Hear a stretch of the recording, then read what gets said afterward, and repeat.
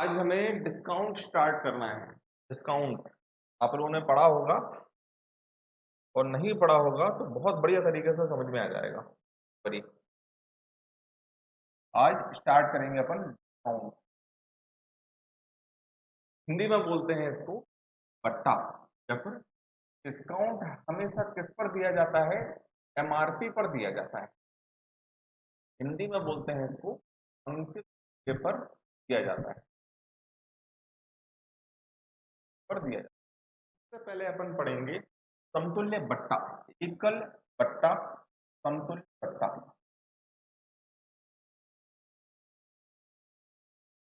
बट्टा को बोलते हैं इक्विवेलेंट डिस्काउंट। Equivalent discount. अब इक्विवेलेंट डिस्काउंट क्या होता है, समतुल्य बट्टा क्या होता है? जैसे एक एग्जांपल दूंगा। आप किसी शोरूम पर गए ना, शोरूम पर लिखा हो किसी, मान लेते हैं आप किसी भी ब्रांड के शोरूम पर गए, वहां पर लिखा हुआ है कि 50 + 50% डिस्काउंट है ना। तो 50 + 50 कितना हो गया? 100%।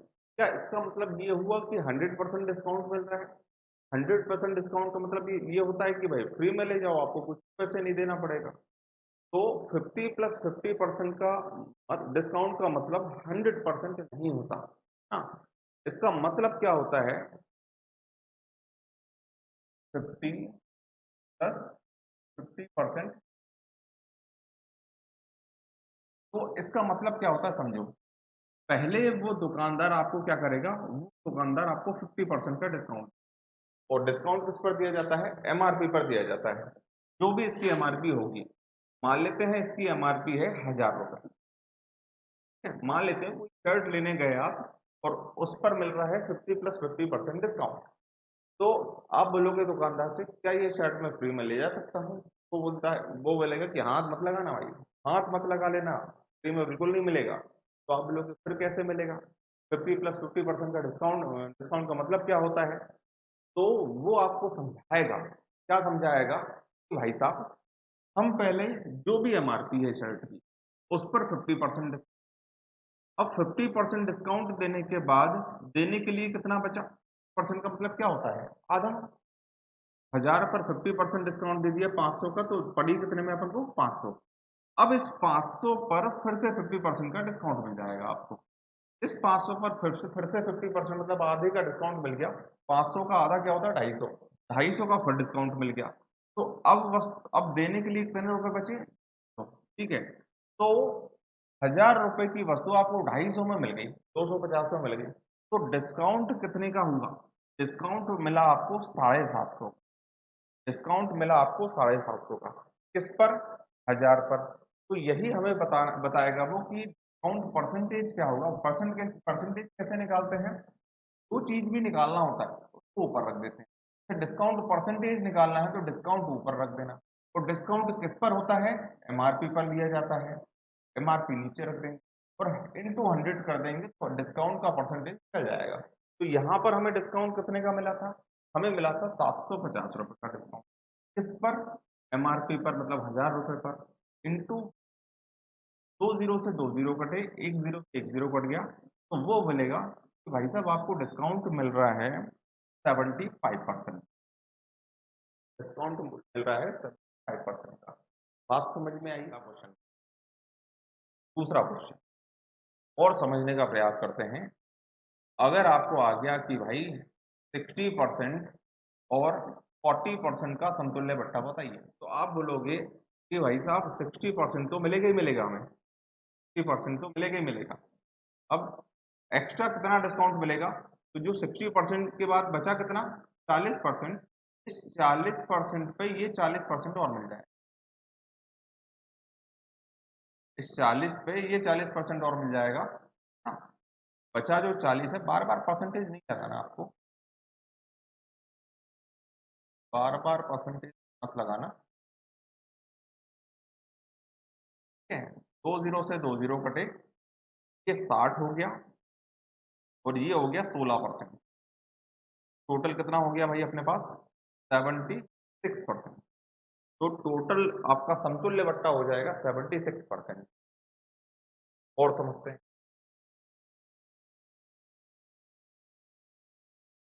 70% प्लस छोड़ो 50%।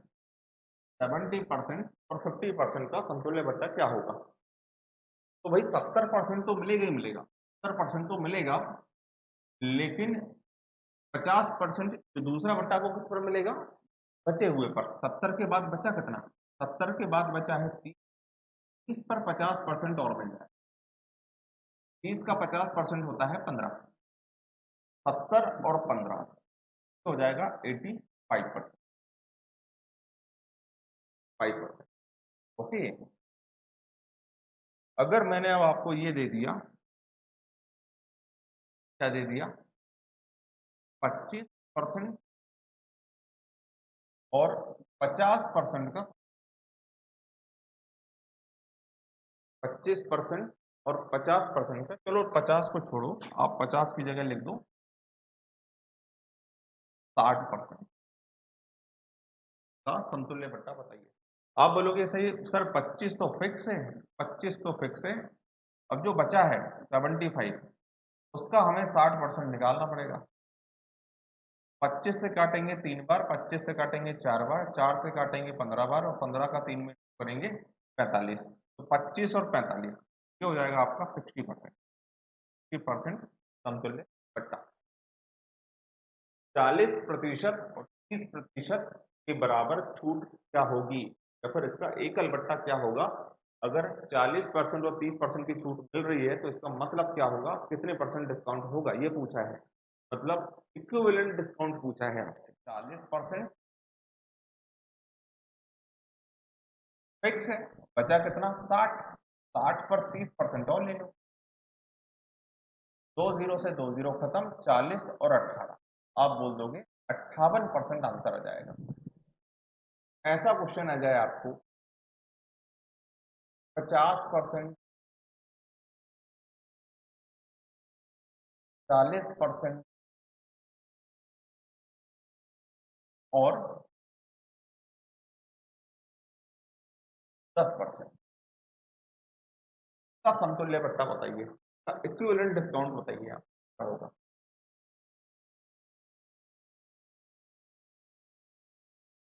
डिस्काउंट बताइए।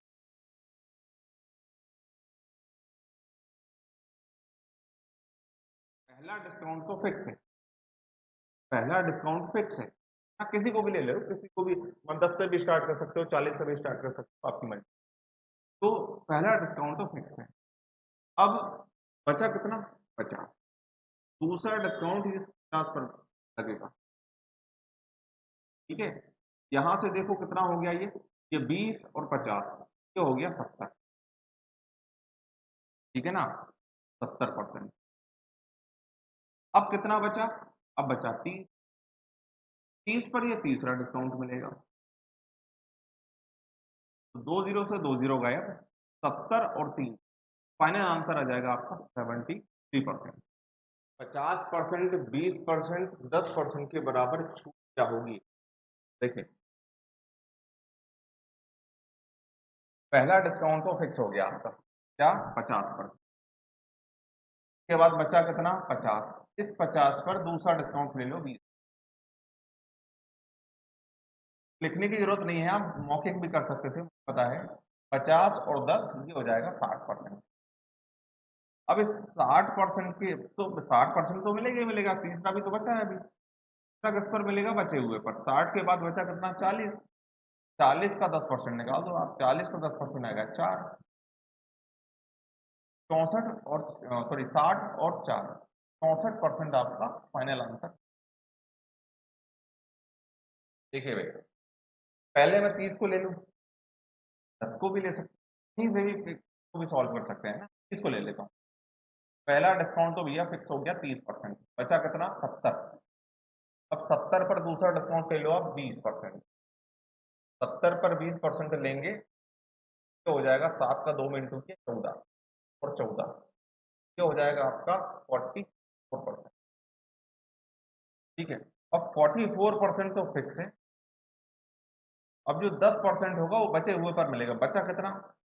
56%। 56 का 10% और देख लो, 56 का 10% हो जाएगा 5.6। तो 44 में 5.6 अगर प्लस करेंगे तो ये आ जाएगा 49.6।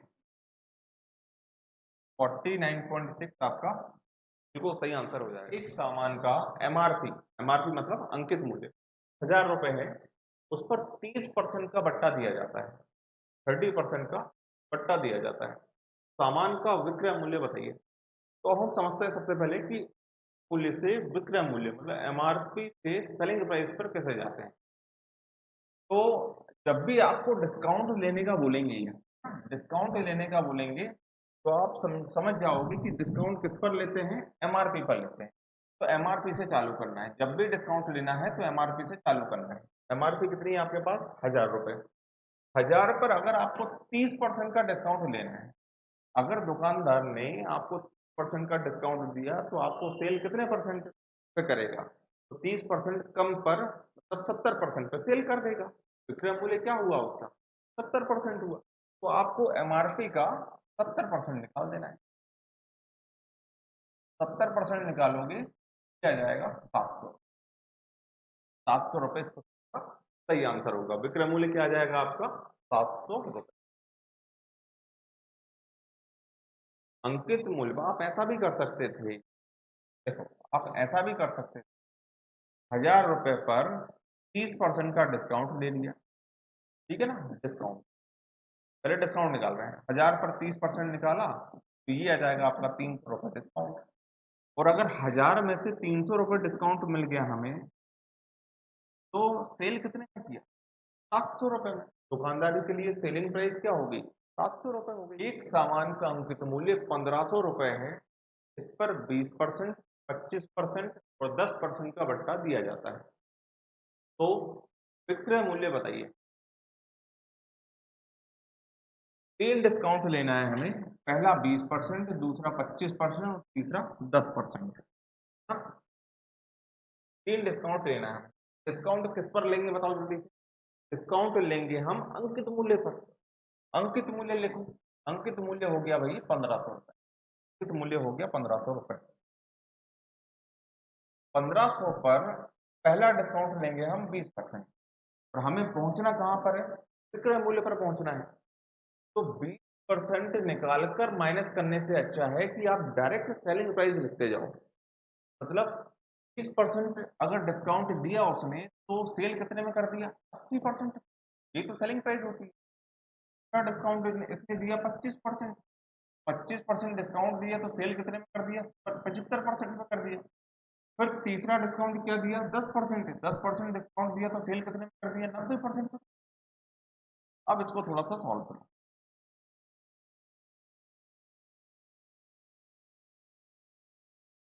2 जीरो से 2 जीरो कट गए भाई, 0 से 0 कट गया, 0 से ये 0 कट गया। और 25 से ये 3 बार काट देते हैं, 25 4 बार काट देते हैं, 4 से इसको काट देते हैं, तो अपने पास बचा 15।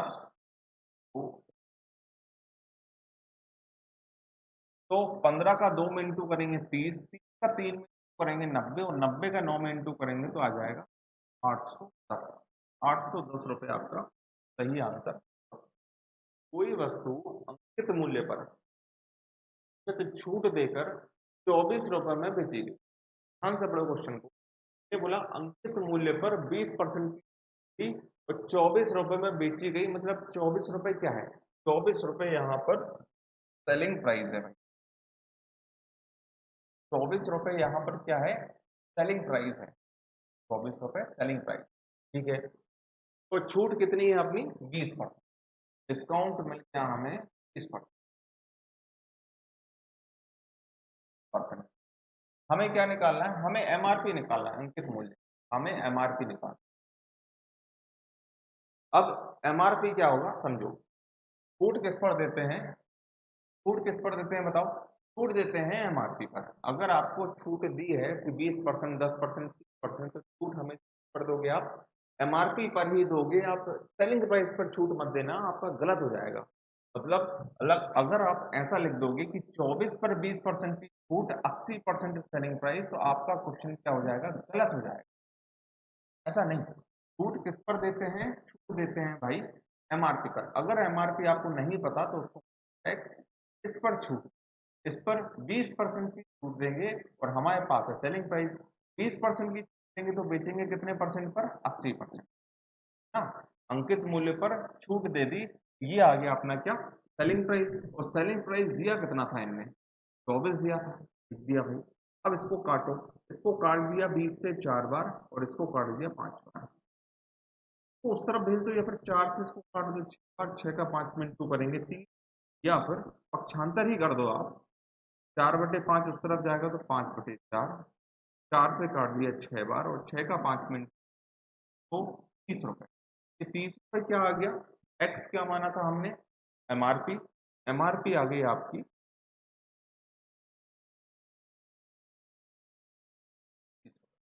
वस्तु के एमआरपी पर 2.5% जाती है और उसे 39 रुपए में बेच दिया जाता है।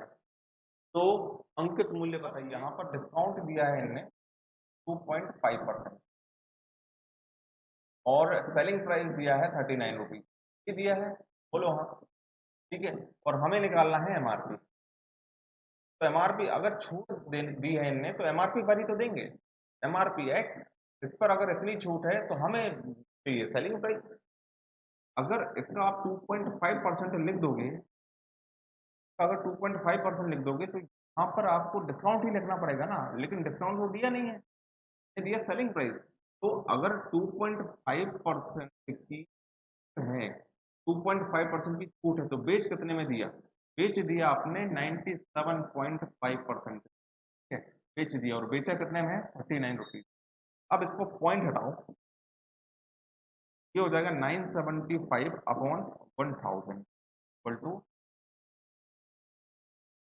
थोड़ा सा आप सिंप्लीफाई करो, 25 से काट दो, 25 से 40 बार, 25 कटेगा 40 बार, 39 से 39 कैंसिल हो गया, 40 उस तरफ जाएगा, एक्स बराबर आ जाएगा 40, एमआरपी आ जाएगा आपका 40 रुपए। एक सूटकेस का विक्रय मूल्य 864 रुपए है, जो अंकित मूल्य पर 20% और 10% छूट पर मिलता है। सूटकेस का अंकित मूल्य बताइए। फिर से इनने क्या दे दिया, इनने दे दिया विक्रय मूल्य, दे दिया सेलिंग प्राइस, विक्रय मूल्य, और 20% और 10% की छूट, दो छूट दे दी। आपको पहुंचना है कहाँ, अंकित मूल्य पर। तो अंकित मूल्य देखो कैसे निकालें, अंकित मूल्य मान लिया x, इनने दो छूट दी है और दो छूट लेकर हमें कहाँ पहुंचना है, विक्रय मूल्य पर पहुंचना है। कैसे पहुंचते हैं मैं आपको बता चुका हूं, अंकित मूल्य पर पहली छूट है 20%, अगर 20% छूट है तो विक्रय मूल्य होगा 80%, और अगर दूसरी छूट 10% है तो विक्रय मूल्य होगा 90%। अब पहुंचेगा विक्रय मूल्य पर, और बराबर में ये विक्रय मूल्य लिखा है तो ये बराबर में विक्रय मूल्य ही लिखना है, 864 रुपए, बस को सॉल्व कर दो, ये 2 जीरो से ये 2 जीरो कट गए, और 8 से इसको काट दो, 8 से इसको काटा अपन ने 8, और 9 से इसको काट दिया 12 में, 100 का 12 में इंटू कर दो तो अंकित मूल्य आ जाएगा आपका 1200 रुपये। इन्होंने बोला कि 80 रुपए अंकित मूल्य वाली वस्तु 64 रुपए में बेच दी गई, 80 रुपए अंकित मूल्य वाली वस्तु को 64 रुपए में बेच दिया गया, तो बट्टा प्रतिशत, छूट प्रतिशत, डिस्काउंट प्रतिशत बताइए। अब भी मैंने आपको बताया था कि डिस्काउंट परसेंटेज निकालते कैसे हैं। अगर आपको डिस्काउंट परसेंटेज निकालना है, जिसका भी प्रतिशत निकालना है वो चीज ऊपर रखी जाती है।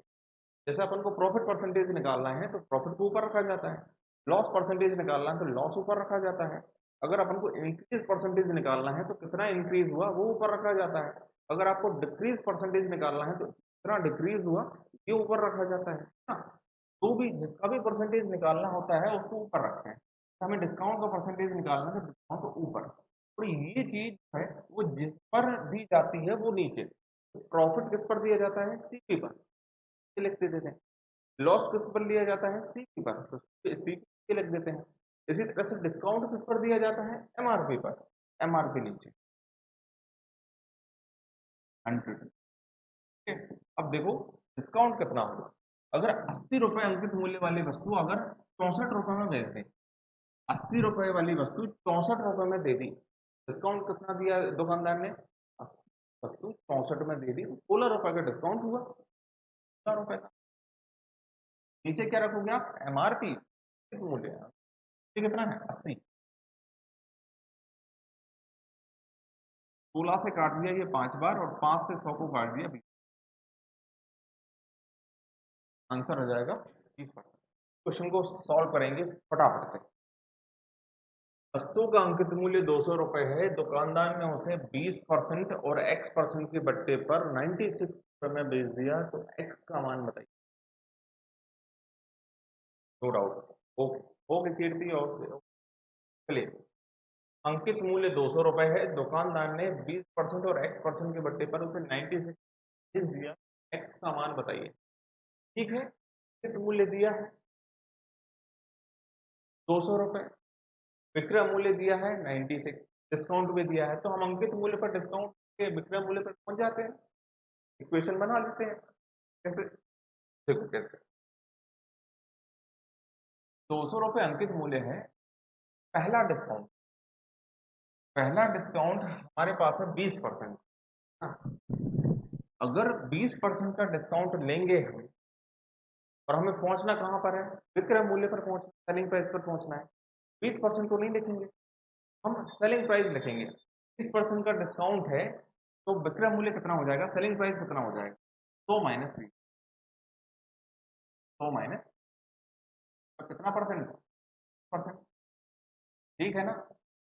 और अगर दूसरा डिस्काउंट है x%, इसको भी हम 100 में से माइनस करते हैं। x तो डिस्काउंट है ना, हमें सेलिंग प्राइस लिखना है, तो 100 में से माइनस करके लिखेंगे। अब ये सेलिंग प्राइस लिखी, सेलिंग प्राइस ही तो आएगा 96। ठीक है, अब देखो हमें x का मान निकालना है, निकाल देते हैं। कैसे? 2 जीरो से 2 जीरो खत्म, 2 से इसको काट दिया मैंने 48, तो भी तो लिख 100 माइनस एक्स बटे में 100,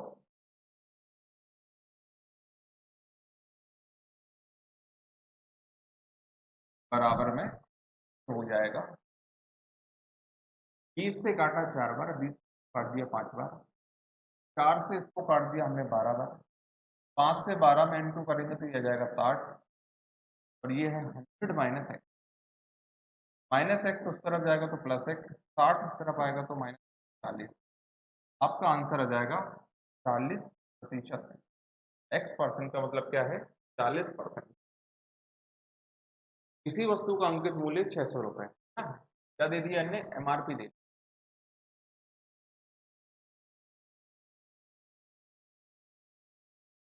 किस परसेंट का बट्टा देने के बाद, मतलब डिस्काउंट दे दिया हमने,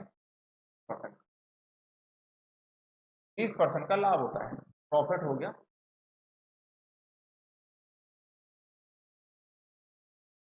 ठीक है, तो क्रय मूल्य सीपी बताना है हमें। कई सारे तरीके हैं इसको करने के, हम वो सभी तरीकों को देखेंगे, लेकिन अभी देखो कि डिस्काउंट परसेंटेज दिया, प्रॉफिट परसेंटेज दिया है। आप मुझे ये बताओ, डिस्काउंट किस पर लिया जाता है? डिस्काउंट किस पर दिया जाता है? एमआरपी पर। और प्रॉफिट किस पर लिया जाता है? सीपी पर। हाँ, अगर डिस्काउंट एमआरपी पर डिस्काउंट देते हैं तो क्या करते हैं? सेल करते हैं। और सीपी पर प्रॉफिट लेके भी अपन क्या करते हैं? सेल करते हैं। यहाँ से भी सेलिंग प्राइस मिलेगा, यहाँ से भी सेलिंग प्राइस मिलेगा। और वस्तु को सेल कितने बार कर रहे हैं? एक बार तो कर रहे हैं। सेलिंग प्राइस तो दोनों की बराबर ही आएगी ना, क्वेश्चन तो एक ही है, सेलिंग प्राइस तो बराबर ही आएगी। तो एमआरपी पर 600 पर अगर 20% का डिस्काउंट देंगे तो 80% पे हम सेल कर देंगे सेलिंग प्राइस।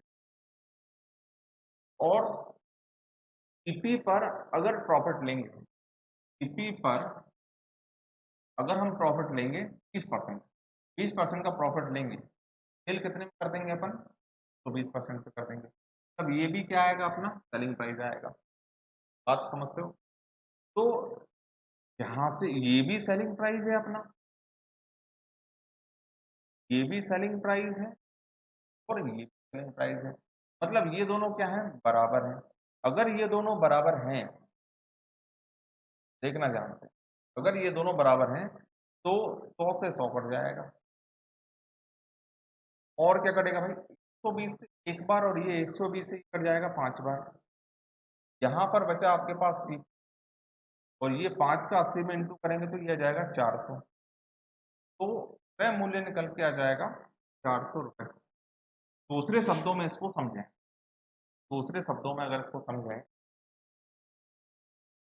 तो हमने किया क्या है, हमने एमआरपी पर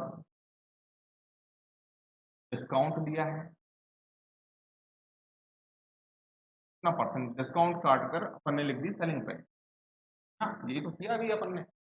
और सीपी पर प्रॉफिट लिया है और सेलिंग प्राइस पर बेच दिया, ठीक किया अपन ने।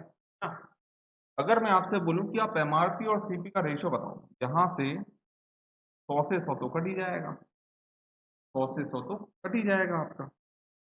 एमआरपी और सीपी का रेशियो क्या हो जाएगा, आप बोलोगे कि एमआरपी और सीपी का रेशियो हो जाएगा, यहां पर बचा है 100 प्लस पी और यहां पर बचा है 100 माइनस पी। एमआरपी और सीपी का रेशियो ये हो जाएगा। मतलब अगर 100 प्लस पी, प्रॉफिट कितना था अपने पास 20, तो हो जाएगा 120%। और 100 माइनस ये डिस्काउंट भी अपने पास था 20, तो सर ये कॉस्ट प्राइस हो जाएगा 80। 40 से काटा 2 बार और ये कितने बार, तो अपने पास एमआरपी और सीपी का रेशियो मिल गया 3:2। एमआरपी और सीपी का रेशियो क्या, अब इन्हें एमआरपी दिया था 600 और अपना एमआरपी कितना आ गया 3, रेशियो कितना आ गया 3, 3 बराबर 600 है, एक बराबर कितना होगा 200 होगा, एक बराबर 200 होगा। और एक बराबर 200 है तो हमें निकालना है सीपी, और सीपी कितना है अपने पास 2, एक बराबर 200 तो 2 बराबर कितना हो जाएगा 400।